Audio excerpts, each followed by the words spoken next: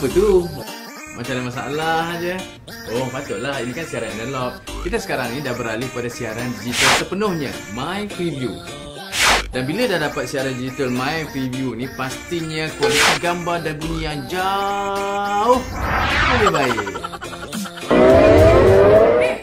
Aerial UHF? Aerial UHF yang ada dekat atas bumbung rumah anda semua atau di tepi televisyen membantu untuk mendapatkan gelombang mikro.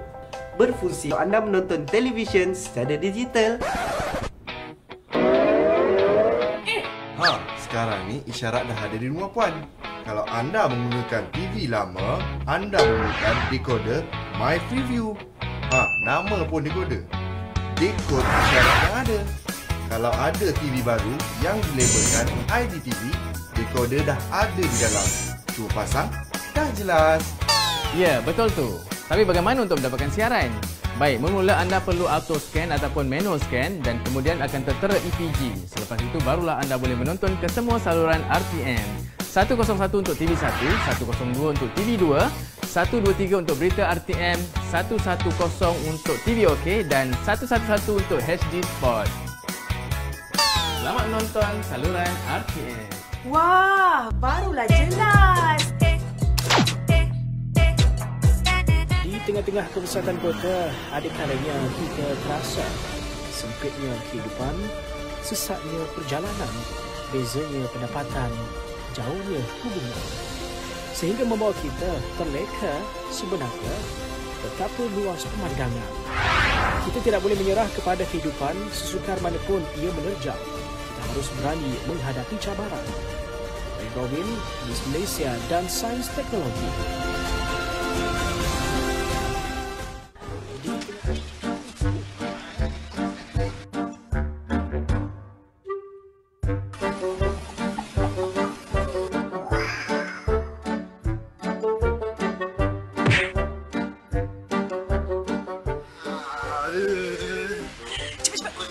Alamak, aku tak bawa dompet. Ha? Tak bawa dompet. Tak bawa dompet? Alamak. Tak bawa duit? Macam mana bos? Tak bawa duit. Tak ada juga. 这边可以用电子钱包吗？可以。Dengan adanya e-dompet ini, anda bukan sahaja tidak perlukan tunai, malah anda akan dapat manfaat daripada promosi, pulangan tunai dan juga ganjaran mata yang disediakan. Jadilah pengguna yang bijak.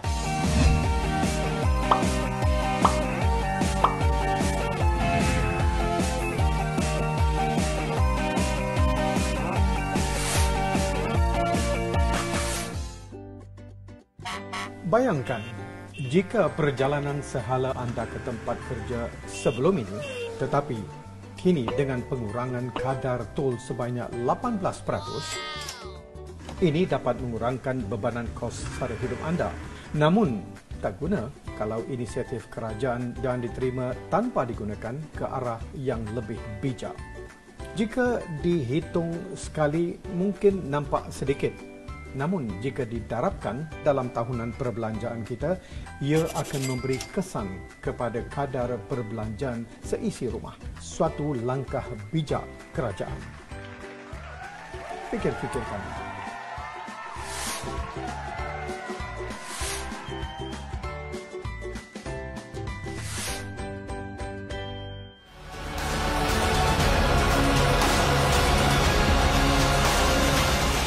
Inovasi dan kreativiti adalah kunci tetap untuk berjaya. Justru, jadilah kreatif, jadilah inovatif kerana ia adalah sudut pandang yang positif.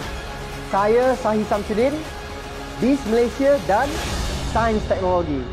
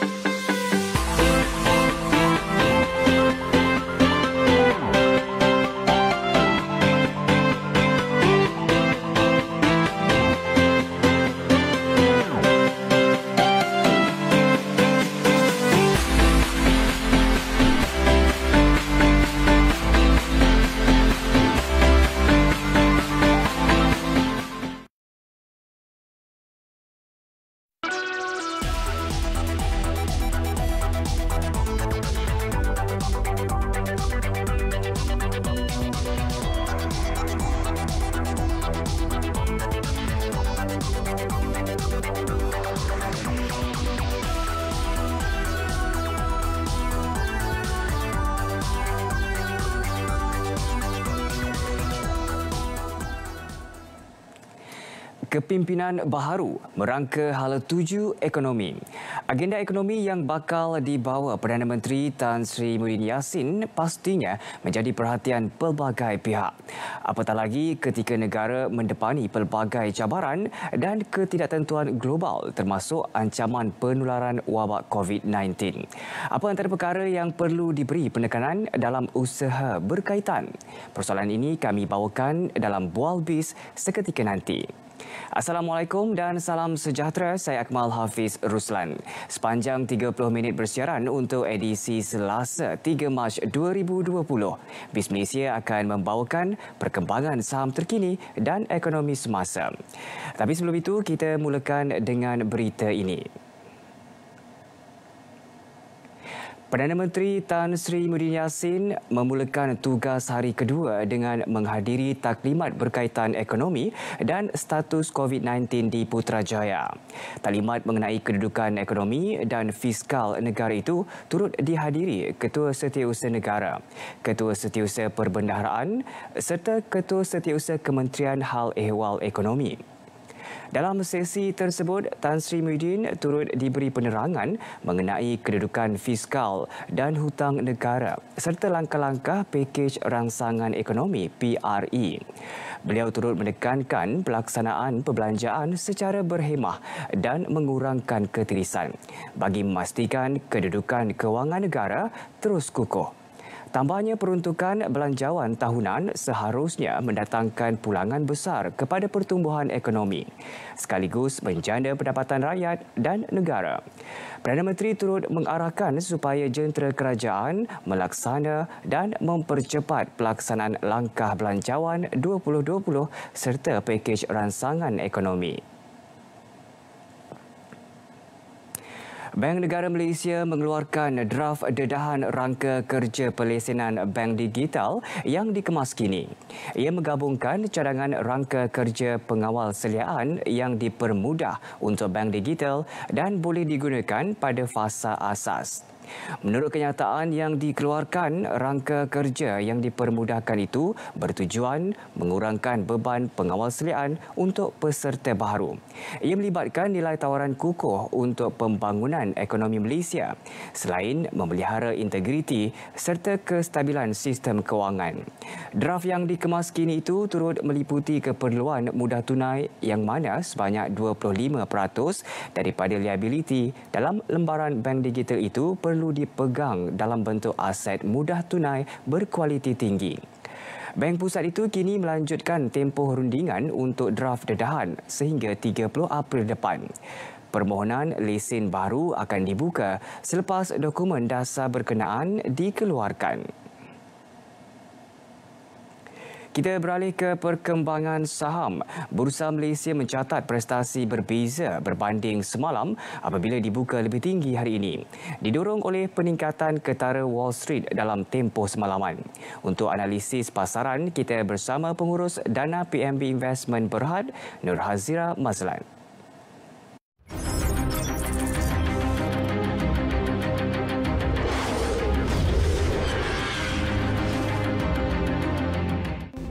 Bursa Malaysia dibuka lebih tinggi pada awal sesi dagangan, menjejaki prestasi semalaman Wall Street yang menokok 5.09% kepada 26,703.32. Prestasi ini mendorong pasaran saham tempatan untuk diurus niaga positif pada sesi dagangan pagi di celah-celah kebimbangan penularan jangkitan COVID-19. Berhubung kes COVID-19, jumlah kematian sudah mencatatkan 2,944 di China dan jumlah kes yang dijangkiti pula terus melonjak kepada 80,151. Tambahan pula, Pertubuhan Kesihatan Sedunia WHO berkata hampir 8 kali ganda kes telah dilaporkan di luar China dalam tempoh 24 jam dan risiko penularannya semakin membimbangkan pada peringkat global. Pada penutup sesi dagangan pagi, indeks penanda aras, indeks komposit FBM KLCI naik 1.87 mata untuk ditutup tinggi kepada 1468.81. Secara keseluruhan, 30 saham komponen FBM KLCI menyaksikan 22 kaunter untung, 7 kaunter rugi dan selebihnya kekal tidak berubah. Antara kaunter untung Hong Leong Bank Berhad, Nestle Malaysia Berhad dan Hong Leong Financial Group Berhad masing-masing menokok 32 sen, 30 sen dan 14 sen. Manakala kaunter rugi, Malaysia Airports Holding Berhad dan CIMB Group Holdings Berhad masing-masing jatuh 12 sen, serta Petronas Dagangan Berhad susut 10 sen. Di antara faktor yang mempengaruhi prestasi pasaran ialah harga minyak naik sebanyak 4% kepada $52 seton selepas mengalami kejatuhan berikutan jangkaan pengurangan pengeluaran bahan api oleh OPEC dan rangsangan ekonomi oleh bank-bank pusat bagi menangani permintaan akibat penularan jangkitan COVID-19. Bagi sentimen pasaran harian pula, pada 12.30 tengah hari, pasaran berada dalam trend positif dengan kaunter untung mengatasi kaunter rugi pada kadar 414 berbanding 326. Sementara 1,256 kaunter kekal tidak berubah atau tidak diurus niaga. Analisis teknikal menunjukkan paras rintangan terdekat ialah 1,500 dan diikuti oleh 1,520 mata. Manakala paras sokongan terdekat pula ialah 1,460 mata. Sementara itu, nilai matuan tempatan didagangkan bercampur-campur. Ringgit naik 0.04% kepada RM3.2 sedolar Singapura. Selebihnya ringgit susut 0.70% kepada RM4.69 seeuro, 0.62% kepada RM3.90 setiap 100 yen, 0.12% kepada RM5.37 sepound dan 0.04% kepada RM4.20 sedolar Amerika. Laporan disampaikan oleh Nur Hazira Mazlan, PMB Investment Berhad.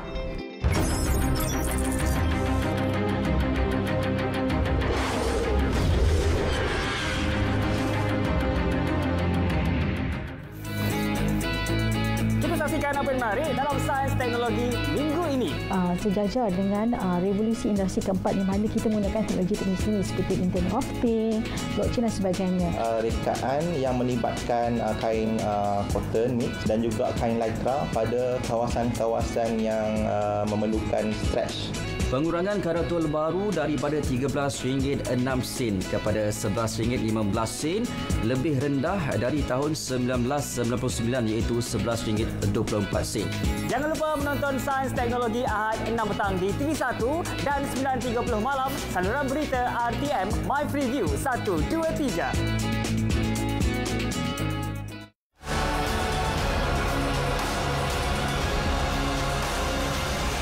Inovasi dan kreativiti adalah kunci tetap untuk berjaya.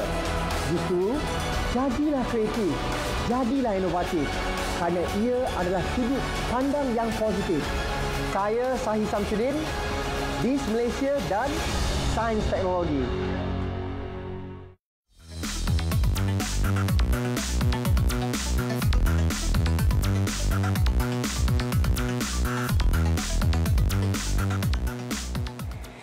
Bertemu kembali. Selain bersiaran di saluran berita RTM, anda juga boleh ikuti BIS Malaysia menerusi Facebook Berita RTM dan YouTube BIS Malaysia. Saudara, persoalan sama ada kerajaan baru meneruskan dasar dan polisi ekonomi sedia ada sedikit terjawab apabila Perdana Menteri Tan Sri Muhyiddin Yassin semalam memberi bayangan untuk meneruskan pelaksanaan Wawasan Kemakmuran Bersama 2030. Ia bagi meneruskan kesinambungan usaha dalam melonjakkan pertumbuhan ekonomi negara dan merapatkan jurang ekonomi masyarakat. Apa antara agenda yang perlu diberi keutamaan dalam menentukan hala tuju ekonomi Malaysia baru? Untuk kupasan topik ini, kami bawakan ke studio penganalisis ekonomi dari Universiti Sains Malaysia UISIM, Profesor Madya Dr. Nur Adli Ridwan Shah Muhammad Dahlia. Assalamualaikum Doktor. Waalaikumsalam. Terima kasih bersama dengan kami di BIS Malaysia. Terima kasih juga. Dan pastinya ini bukan kali pertama kita bersumuka di BIS Malaysia, ya Doktor? Ya. Baik, jadi kalau kita lihat Doktor, berkenaan dengan topik yang kami bawakan iaitu kepimpinan baru merangka hala tuju ekonomi. Jadi hala tuju ekonomi Malaysia di bawah pentadbiran baru, apa yang perlu diberi tumpuan oleh Yang Amat Berhormat Perdana Menteri kita?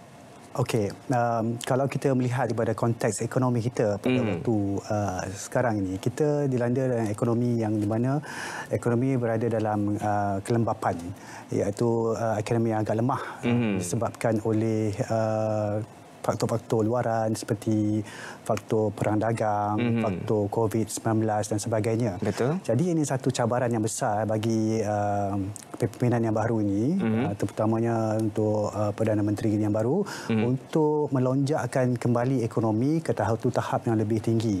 Jadi satu cabaran yang utama yang perlu ditekankan di sini ialah bagaimana untuk meningkatkan kembali ekonomi negara daripada satu tahap yang boleh memberikan kebaikan, kemanfaat kepada rakyat-rakyat di Malaysia dan juga di seluruh antarabangsa.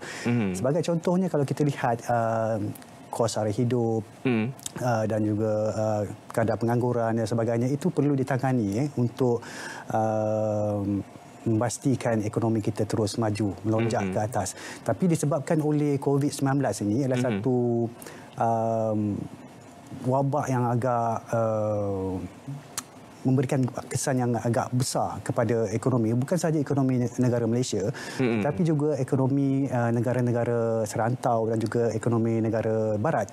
Sebagai contohnya di Amerika Syarikat, walaupun tidak mempunyai banyak kes COVID-19, tapi apabila satu atau dua sahaja kes yang dikesan, ia memberikan satu penolakan ke bawah indeks mereka, seperti yang kita lihat pada hari Isnin minggu lepas, indeks mereka telah jatuh dengan agak besar, dan ini disebabkan oleh COVID-19 dan juga ianya juga berlaku kepada ekonomi serantau dan sebagainya. Jadi bagi untuk Malaysia, salah satu impak yang perlu ditangani ialah bagaimana untuk menangani masalah COVID-19. Selepas itu barulah kita mungkin boleh mendapat untuk melonjakkan ekonomi ke satu tahap yang lebih tinggi. Jadi mungkin juga kita boleh katakan skeptikal masyarakat tentang perubahan kerajaan baru itu juga boleh memberi kesan kepada faktor turun naik ekonomi negara. Tetapi sebenarnya itu adalah faktor kebetulan yang mana kita lihat sebenarnya COVID-19 ini yang memberi kesan agak besar kepada Malaysia khususnya dan juga seluruh negara yang terkesan dengan wabak ini. Ya, betul. Baik, jadi Prof, kalau kita tengok perutusan sulung Tan Sri Muhyiddin semalam turut menzahirkan komitmen untuk meneruskan wawasan kemakmuran bersama 2030 dalam usaha memperkukuhkan ekonomi negara dan merapatkan jurang ekonomi rakyat. Jadi bagaimana Doktor melihat gagasan ini dalam meneruskan kesinambungan pembangunan negara kita? Mungkin agenda-agenda yang perlu diberi tumpuan itu apa, Doktor? Okey, kalau kita melihat kepada wawasan kemakmuran bersama 2030 ini, dia ada tiga tunjang utama, tiga objektif kemakmuran bersama. Dan apa yang telah diumumkan oleh Perdana Menteri untuk meneruskan dasar-dasar ini adalah sangat baiklah, kerana ianya adalah selari dengan apa dasar-dasar yang pernah kita buat dulu semasa di dasar ekonomi baru dan sebagainya, ialah untuk meningkatkan ekonomi pertamanya ialah, dan keduanya ialah untuk mengurangkan jurang di antara pendapatan di antara kumpulan-kumpulan tertentu, etnik-etnik tertentu dan sebagainya. Jadi saya rasa dua benda utama kat sini ialah, pertama ialah untuk meningkatkan ekonomi daripada memberikan contohnya rakyat mendapat ilmu-ilmu yang bernilai tinggi, dan juga untuk meningkatkan bagaimana untuk menjadikan semua rakyat dapat berpartisipasi, inklusif, melibatkan diri semua, inklusif, dan ia tidak hanya tertumpu kepada sesuatu kaum atau sebagainya, tapi semua dapat untuk melibatkan diri untuk menjana ekonomi negara. Dan yang keduanya ialah bagaimana kita perlu mengurangkan jurang pendapatan di antara, contohnya antara B40 dan juga T20, kerana jurangnya agak tinggi. Sebagai contohnya B20 RM3,000 dan T20 dalam RM13,000. Jurangnya ada RM10,000. Sangat besar perbezaan di situ. Baik. Jadi bagaimana kita perlu melonjakkan lagi pendapatan golongan B40 ini untuk lebih tinggi, dan bukan kita tak nak kurangkan maksudnya pendapatan T20 itu biar, tapi yang B40 ini perlu ditingkatkan lagi untuk mereka dapat merasai kenikmatan ekonomi dalam Malaysia. Dan juga boleh dilihat juga dalam konteks wilayah, sebagai contohnya wilayah-wilayah berbeza, bagaimana kita boleh meningkatkan ekonomi wilayah-wilayah tersebut, dan juga etnik. Sebagai contohnya etnik yang kita ni orang Melayu, India dan Cina mempunyai pendapatan yang berbeza. Jadi perlu ada di mekanisme bagaimana untuk dikurangkan jurang pendapatan tersebut.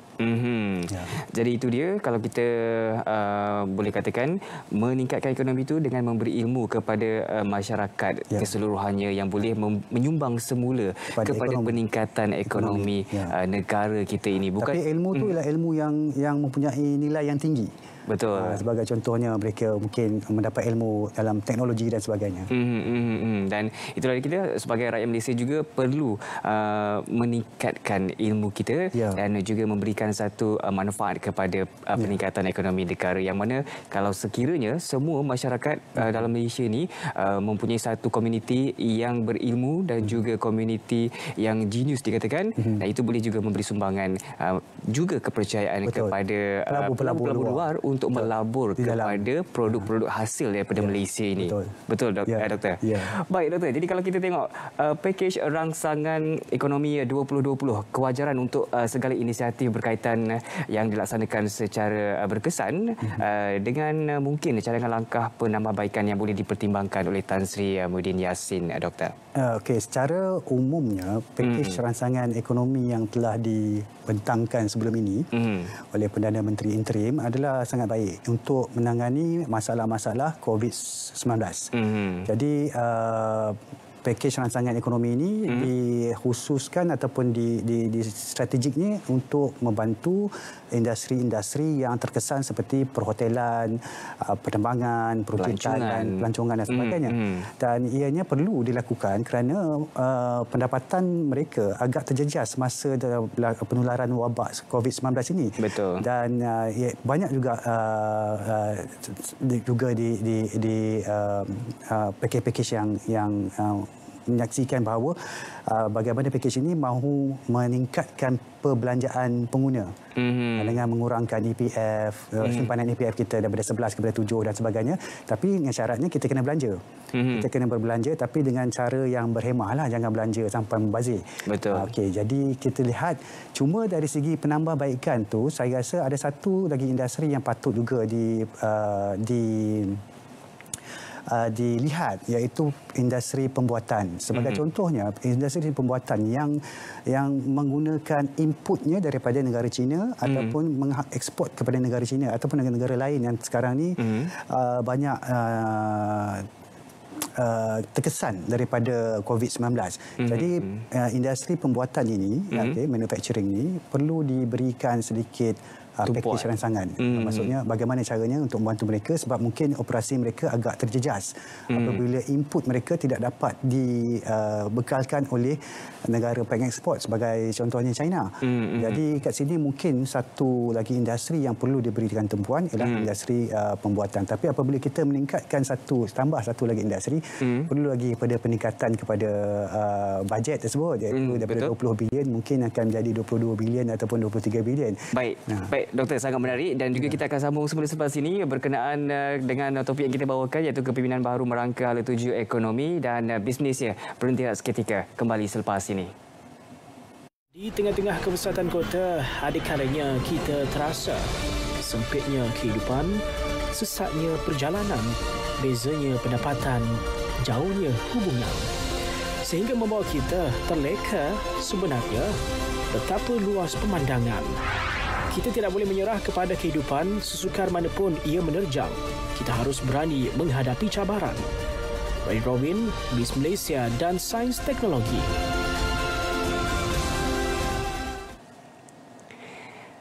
Kembali dalam BIS Malaysia untuk segmen Bual BIS. Kita masih lagi bersama-sama dengan tetamu di studio iaitu Profesor Madya Dr. Nur Adli Rizwan Shah Muhammad Dali, penganalisis ekonomi dari Universiti Sains Islam Malaysia USIM yang membincangkan topik berkenaan kepimpinan baharu merangka hala tuju ekonomi. Baik Doktor, kita sambung tadi tu berkenaan dengan industri yang perlu industri pembuatan yang perlu diberikan tumpuan untuk pakej-pakej rangsangan ekonomi.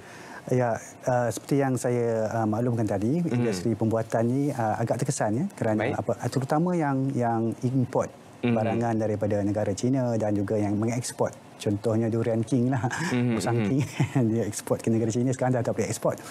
Jadi macam mana caranya? Okey, pengusaha-pengusaha ini boleh dibantu oleh kerajaan. Contohnya mungkin boleh diberikan pakej sebagai contohnya mereka boleh dilambatkan sikit untuk membayar bank dan sebagainya. Itu perlu difikirkan bagaimana. Tapi apabila kita melibatkan mereka, maka kita perlu meningkatkan sikit bajet itu daripada 20 bilion mungkin kepada 22 bilion. Dan ianya bergantung juga kepada kemampuan kita, sama ada kita boleh tak tambah lagi. Kalau kita tak boleh tambah, dan mungkin kita boleh hanya kekal dengan bajet yang diberikan. Bajet yang diberikan itu. Baik, jadi Doktor, kalau kita lihat juga berkenaan dengan sektor pembuatan, tapi bagaimana dengan kepada revolusi perindustrian keempat dengan pelancongan serta industri mana yang sesuai dan boleh diangkat untuk terus memacu kepada pertumbuhan negara? Okey, ketika ini, Prof. Salah satunya mungkin industri pembuatan. Kita melibatkan elemen robotik dan juga simbiotik ke dalam industri pembuatan. Tapi yang saya ingin cadangkan di sini adalah dari segi industri e-perniagaan, iaitu kita menjadi orang tengah. Apabila sesuatu industri itu ada orang tengah, maka kita boleh jadi orang tengah tersebut. Dan apabila kita jadi orang tengah tersebut, mungkin kita akan dapat melihat bahawa kita dapat mengawal pembekal dan juga kita dapat berinteraksi dengan customer. Jadi dipanggil e-business lah dalam konteks ni. Mungkin orang-orang belia yang berkemampuan di dalam membuat program dan sebagainya boleh masuk dalam industri ini. Sebab industri ini bernilai berbilion ringgit. Okay? Sebagai contohnya Shopee, Amazon, Lazada dan sebagainya. Cuma negara kita ni belum ada lagi yang boleh mengenengahkan satu e-business ni. Sebagai contohnya, kita boleh cari dalam konteks mungkin kita ada Grab dan sebagai dan yang itulah Grabcar dan sebagainya. Itulah contoh-contoh e-business. Dia orang tak perlu ada pun macam contoh Airbnb kan, dia tak perlu ada hartanah, betul, ataupun homestay ataupun hotel, tapi mereka menjual ataupun memberikan perkhidmatan. Sama juga dengan dalam pelancongan ke apa semua, perlukan ada satu mekanisme bagaimana orang tengah tu adalah menjalankan perniagaan e-business. Mereka ada database untuk pelancong dan juga database kepada hotel-hotel ataupun pembekal-pembekal ataupun apa ni dia panggil travel agent. Di situ orang tengah. Jadi kalau kita nampak ada satu industri itu yang memerlukan orang tengah, dan kita boleh masuk dalam bidang tersebut. Kita boleh katakan bahawa sebenarnya industri 4.0 ini ataupun e-dagang di Malaysia semakin berkembang, semakin kukuh menuju ke arah itu. Kita lihat kerja-kerja mempromosi untuk menggalakkan orang-orang muda sebagai contohnya untuk mendalami ataupun menceburi bidang e-commerce ni, e-dagang ni adalah sangat baiklah daripada pihak kerajaan. Jadi saya rasa kemungkinan kita akan bergerak kepada arah satu industri e-dagang. Dan kalau boleh kepada IR 4.0. E-dagang dengan IR 4.0 tu berbeza. Dia ada beza sikit. Dia maksudnya e-dagang ni sebelum IR 4.0. 4.0 tu dah masukkan, dah termasuk sekali lagi dengan robotik ni dan sebagainya.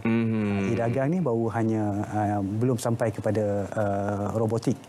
Jadi kalau kita dah sampai macam contoh Amazon kan, Amazon tu adalah contoh di mana robotik telah digunakan. Segala barang-barang tu hanya perlu, sebab dia punya gudang tu berapa padang bola rasanya. Jadi untuk suatu barang tu dia ambil barang, sebagai contoh pekerja nak ambil barang, dia akan mengambil masa. Tapi apabila mereka menggunakan robot kan, maka ianya mudah dilakukan dan ia dapat meningkatkan produktiviti. Ya. Baik. Jadi doktor, kalau kita lihat seperti mana yang doktor katakan tadi, untuk mengurangkan kos sara hidup ataupun jurang ekonomi antara B40 dan juga T20 ini, dalam usaha mengurangkan sosioekonomi rakyat, dia apa yang perlu diberi penekanan kepada rakyat ni, khususnya tentang sara hidup ni pula selalunya keluh kesah rakyat ni kepada kerajaan, bagaimana agaknya cadangan doktor kepada kerajaan? Yang penting sekali ialah tentang meningkatkan modal insan mereka. Sebab kalau kita lihat apabila mereka mempunyai ilmu yang ataupun mempunyai kelulusan, maka ianya selalunya berkadaran dengan pendapatan. Itu adalah kajian yang telah dilakukan. Maksudnya lagi tinggi kita mempunyai ilmu atau kemahiran, maka kita akan meningkatkan lagi pendapatan kita. Itu daripada segi konteks tu kita perlu berikan kepada rakyat. Dan keduanya, mereka perlu berusahalah untuk mendapatkan ilmu dan juga mempraktikkan ilmu yang telah mereka pelajari di dalam konteks ekonomi.